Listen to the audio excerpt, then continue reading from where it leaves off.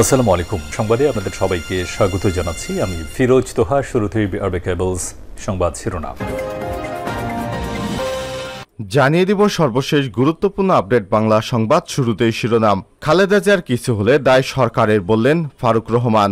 BNP chairperson এবং সাবেক প্রধানমন্ত্রী বেগম খালেদা জিয়া গুরুতর অসুস্থ উল্লেখ করে বিদেশে উন্নত চিকিৎসার অভাবে তার কিছু হলে দায়ভার ক্ষমতাসীন আওয়ামী লীগ সরকারকে নিতে হবে বলে হুঁশিয়ারি দিয়েছেন 12 দলীয় জোটের অন্যতম শীর্ষ নেতা এবং বাংলাদেশ লেবার পার্টির চেয়ারম্যান লায়ন মোহাম্মদ ফারুক রহমান। এরপর জানিয়ে দিব জাতির সকল অর্জন হারিয়ে যেতে বসেছে, অভিযোগ করলেন বিএনপির মহাসচিব মির্জা ফখরুল ইসলাম আলমগীর। এদিকে খালেদা জিয়ার আরোগ্য কামনায় যুবদলের দোয়া মাহফিল। গুরুতর অসুস্থ বিএনপি চেয়ারপারসন এবং সাবেক প্রধানমন্ত্রী খালেদা জিয়ার আশু রোগমুক্ত কামনায় এবং সুস্থতা কামনায় ঢাকা মহানগর উত্তর যুবদলের উদ্যোগে দোয়া এবং মিলাদ মাহফিল অনুষ্ঠিত হয়েছে। এদিকে সরকারি কর্মকর্তাদের দুর্নীতি নিয়ে সংসদে ক্ষোভ। সরকারি কর্মকর্তাদের বিরুদ্ধে দুর্নীতির অভিযোগ এনে জাতীয় সংসদে তাদের কঠোর সমালোচনা করেছেন সংসদ সদস্যরা।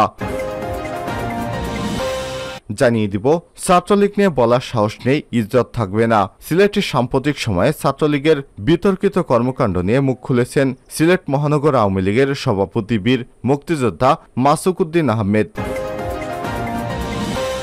এবং সর্বশেষ জানিয়ে দিব মার্কিন বিমানবাহী রণতরী আইজেনহাওয়ার কেন পালিয়ে গেল।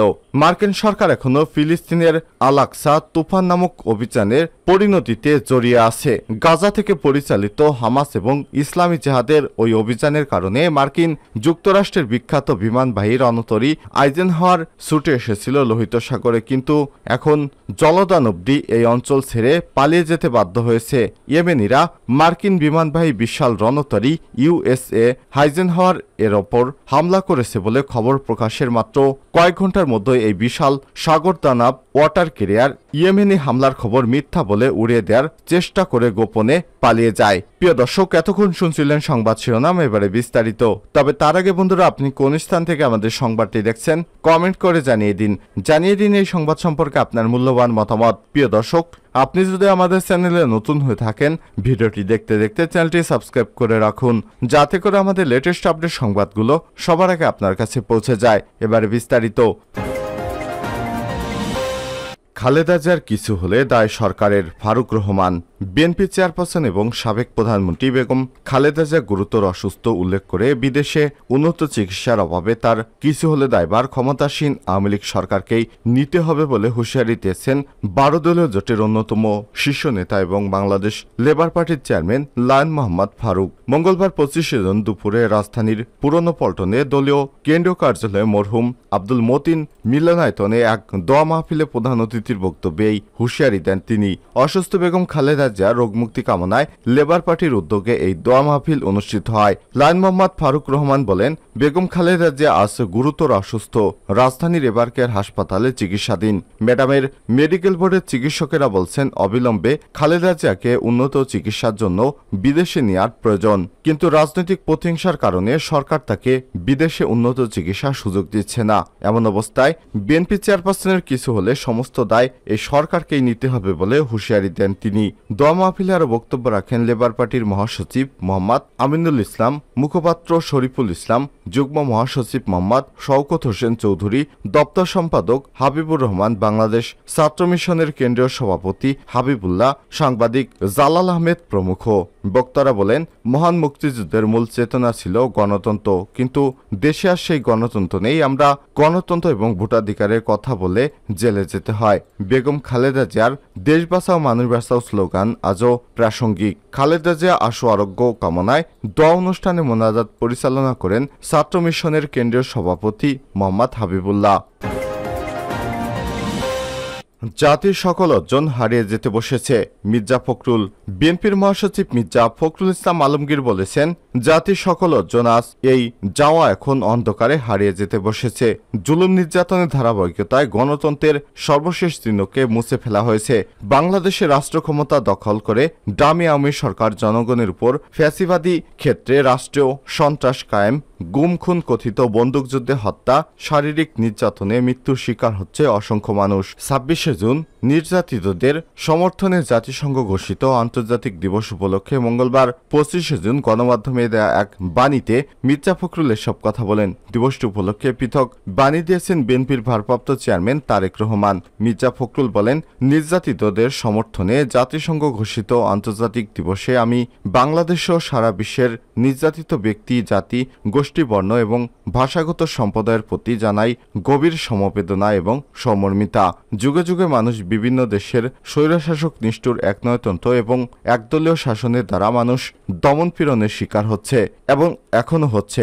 বিশ্বশান্তি, নিরাপত্তা, গণতন্ত্র, মানব মুক্তি, প্রগতি আদর্শ দেশে দেশে কোনো না কোনো সুষ্ঠু স্বৈরশাসকের দ্বারা ভুলুণ্ঠিত। দুনিয়ার বিভিন্ন অঞ্চলে ভাষা, বর্ণ, জাতি এবং সম্প্রদায় নিয়ে চলছে রক্তক্ষয়ী সংঘর্ষ। স্ফীতকায় ক্ষমতাবানদের দ্বারা গড়ে ওঠা বেআইনি অনৈতিক সিন্ডিকেট আধিপত্যের কারণে চলছে সমাজে রক্তের হানাহানি। এ সময় তিনি বলেন, রাজনৈতিক ভিন্নমতের মানুষদের নিশ্চিহ্ন করতে এ সরকার অসহিষ্ণু স্বৈরশাসক কিংবা হিংসাকাতর অগণতান্ত্রিকভাবে দেশ চালাচ্ছে, নির্দয় অত্যাচার করছে দেশের সাধারণ জনগণকে। যেহেতু জনগণের নিকট সরকারের কোনো জবাবদিহিতা নেই, সেহেতু গণতান্ত্রিক সকল প্রতিষ্ঠানকে হাতের মুঠোয় নিয়ে একদলীয় দুঃশাসন জগদ্দল পাথর জনগণের বুকের উপর চাপিয়ে দেওয়া হয়েছে। গণমাধ্যমকে হুমকি এবং ভয়ভীতি দেখিয়ে এবং নির্যাতন করে কবজা করার অপচেষ্টা করছে।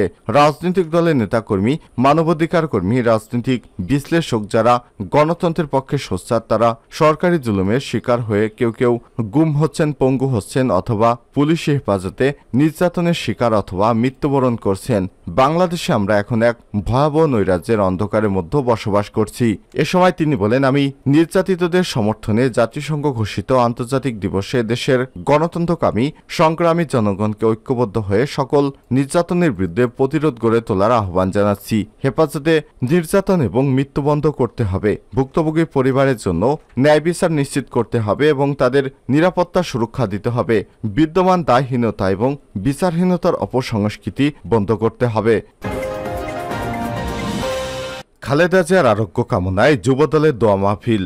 গুরুতর অসুস্থ বিএনপি চেয়ারপারসন এবং সাবেক প্রধানমন্ত্রী বেগম খালেদা জিয়ার আশু রোগ মুক্তি কামনা এবং সুস্থতা কামনায় ঢাকা মহানগর উত্তর যুবদলের উদ্যোগে দোয়া এবং মিলাদ মাহফিল অনুষ্ঠিত হয়েছে। মঙ্গলবার 25 জুন উত্তরের অধীন শেরেবাংলানগর, মিরপুর, কাফরুল, বনানী, বাড্ডা, গুলশান, উত্তরখান, দক্ষিণ খান, মোহাম্মদপুর, আদাবর, ভাসানটেক, তেজগাঁও, ভাটারা, তুরাক, খিলক্ষেত, উত্তরা পশ্চিম, রামপুরা সহ বিভিন্ন থানায় এই দোয়া মাহফিল অনুষ্ঠিত হয়। এসব দোয়া মাহফিলে থানা যুবদলের নেতাকর্মীরা উপস্থিত ছিলেন।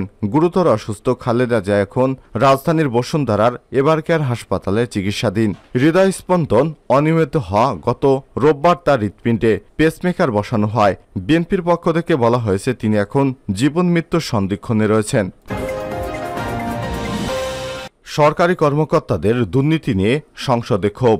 সরকারি কর্মকর্তাদের বিরুদ্ধে দুর্নীতির অভিযোগ এনে জাতীয় সংসদে তাদের কঠোর সমালোচনা করেছেন সংসদ সদস্যরা। তারা ক্ষোভ প্রকাশ করে বলেছেন, দুর্নীতি সরকারের সব অর্জন ম্লান করে দিচ্ছে।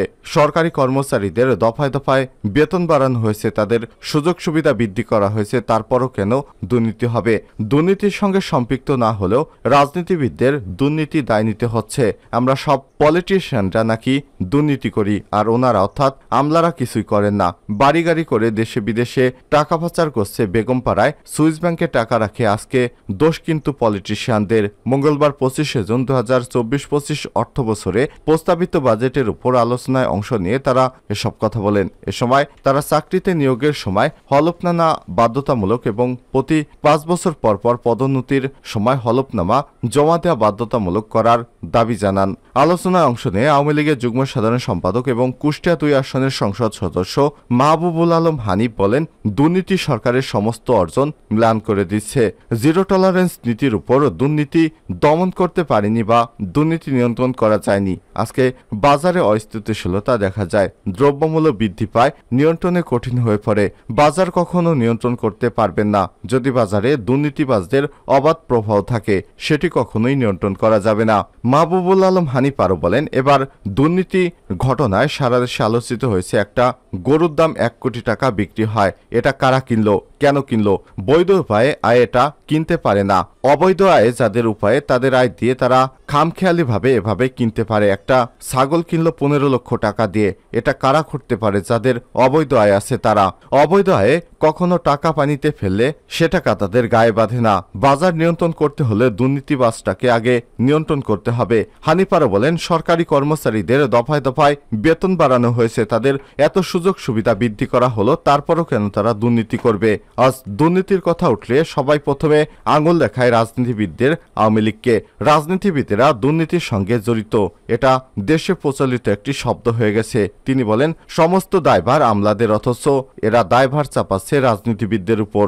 এ সময় তিনি বলেন, জাতীয় পর্যায়ে রাজনীতিবিদদের বিরুদ্ধে ফৌজদারি মামলা হলে তাদের গ্রেপ্তারের অনুমতি লাগে না, কিন্তু সরকারি কর্মকর্তা কর্মচারীদের বিরুদ্ধে একই ধরনের মামলা হলে তাকে গ্রেপ্তার করা হলে ঊর্ধ্বতন কর্মকর্তাদের অনুমতি নিতে হয়। সরকারি কর্মচারী আইন 2018 কর্মকর্তা কর্মচারীদের দুর্নীতি করতে উৎসাহিত করেছে। সরকারি চাকরিজীবী 1 বছরের কম শাস্তি পেলে চাকরি থেকে অব্যাহতি পাবেন না, তাকে তিরস্কার বিভাগীয় শাস্তির বিধান রাখা হয়েছে, যা সুশাসনের সহায়তা না হয়ে দেশের জন্য আরো ক্ষতিকর। অবিলম্বে বিষয়টি বিবেচনা নিয়ে নতুন আইন প্রণয়ন করে এদেরকে শাস্তির আওতায় আনার দাবি করেছেন মাহবুব আলম হানিফ।